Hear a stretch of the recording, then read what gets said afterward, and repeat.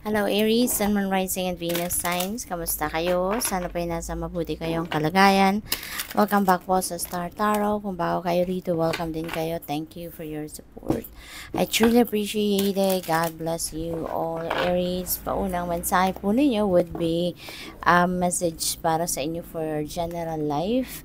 We have Knight of Pentacles. Ayan, so this is the slowest energy kasi siya pentacle energy, mabagal ang usad sa mga bagay-bagay, sa mga ginagawa ninyo, sa mga pinagkakaabalahan ninyo, sa buhay in general, medyo may kabagalan, but not necessarily na may delay or may blockages, wala namang ganon. It's just that mabagal ang usad kasi naniniguro kayo, you are being cautious, you are taking precautionary measures for everything that you do, or talagang dahil na kayo ngayon mas wise na kayo, mas matalino na kayo, mas magaling na kayo ngayon mag-handle ng mga sitwasyon sa buhay, kaya you wanna make sure na lahat ng gagawin ninyo pinag-isipan, pinagplanuhan, 'di ba? Hindi kayo yung impulsive, no?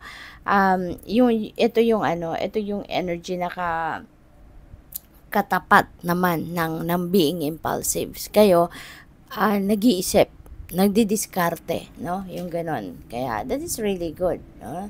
So, pangalawang mensahe ninyo would be for your money, career, and finances. We have King of Swords. Ayan. So, maybe, ang iba sa inyo, baka nasa mataas na posisyon sa trabaho, baka kayo ay isang nasa managerial position, baka kayo ay CEO, mga ganon. And probably then, ang iba sa inyo, if you have something na kailangan ninyong pagdesisyonan, if you have something na kailangan ninyong yun nga, no, pagdesisyonan, baka kailangan ninyong sumangguni, no, sa mga professionals. Baka kailangan ninyo ngayon na kumonsulta sa professionals to get professional opinion, to get a professional advice. Kasi nga, sigurista kayo kaya gusto ninyo na kahit mabagal, kahit matagal, at least sigurado. Kumbaga, slowly but surely, you are getting ahead. No? Yun ang gusto ninyo. Kaya, maaaring kunyari, since this is money, career, and finances area of life, pwedeng may mga financial decisions kayo na, yun nga, kailangan ninyong tignan mabuti, no? Before you make a decision. Pwedeng investment yan, pwedeng career, no? If you're going to change career, so siguro, syempre maniniguro kayo na before you switch to a different career, talagang nakita nyo na, pinag-aralan nyo na, no? Na syempre kung gusto mo ng pagbabago, ang gusto ninyo ay magiging mas mabuti, mas maganda, 'di ba? Kisa doon sa dati, kisa sa iiwanan ninyong karera, 'di ba? Or even trabaho. So, 'yun. Baka meron kayong mga consultations na gagawin. For your love and romantic relationships, family, mga friendships, we have 8 of Swords. Ayan. So, maybe there is something dito that you want to do pagdating naman sa inyong relationships, pero hindi ninyo to ginagawa, no? Because maybe inaakala ninyo na hindi ninyo kaya. Inaakala ninyo na hindi ninyo magagawa. Wala kayong kakayanan, pwedeng ganon. But, nagkakamali kayo. Kasi, hindi naman kayo trapped dito sa cage. Hindi naman kayo, wala namang nagbabawal sa inyo, 'di ba? Kasi kung titingnan niyo, nakabukas yung cage, nakaupo lang naman yung angel dito, and this represents you, no, nakaganyan lang na nakaupo lang naman kayo, bukas naman. So, kung kailan ninyo gustong lumabas, magagawa ninyo, 'di ba? So, walang malaya kayo, walang kumukontra sa iyo, walang nagpipigil sa iyo. It's just that maybe that's what you are thinking, but that's not true, no? Walang pumipigil sa iyo.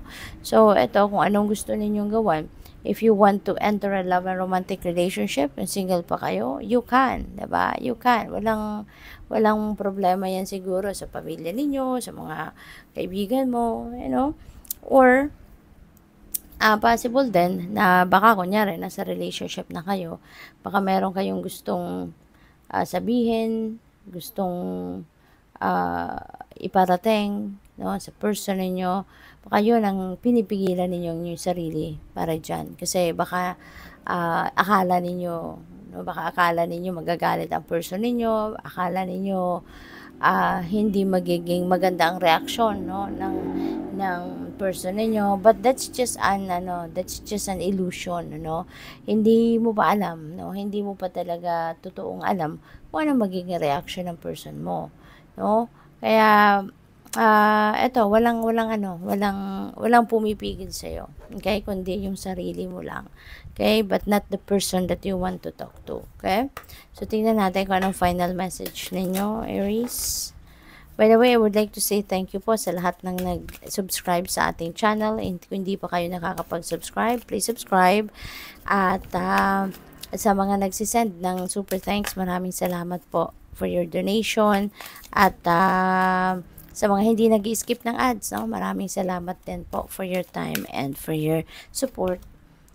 Final message ninyo is precious time. Ayan, sabi dito, the fairy of time wants you to experience every moment fully and to make the most of your precious time. Be mindful not to waste others' time either. Ayan, so napakagandang mensahe ito para sa inyo sa ngayon, ano, na pahalagahan ninyo yung oras. Okay? Pahalagahan ninyo yung oras, hindi lang ng oras ninyo, but also yung oras din ng iba. Lalo-lalo na, kunyari, 'di ba, meron tayong kausap, meron tayong kakausapin, appointment, mga gano'n. Make sure 'no, na you are punctual, na sinusunod ninyo yung oras na nakatakda, 'di ba? Kung anong oras kayo magkikita, anong oras mag-uusap, mas magandang, you'll be there 'no, in advance 'no, hindi yung nagpapaantay. Kasi that is one way of showing respect 'no, sa tao. At, tsaka yung time 'no, yung time na binibigay sa inyo ng Divine Universe, pahalagahan din ninyo 'no, huwag ninyong sayangin, i-maximize ninyo yung oras na binibigay sa inyo. Kumbaga gamitin ninyo, para magawa 'no, ma-carry out ninyo lahat ng plano ninyo, ma-carry out ninyo yung mga pangarap ninyo, mga dreams ninyo. So yun, take advantage of the time that you have, okay? So good luck sa'yo. Thank you for watching. Love and light. Namaste.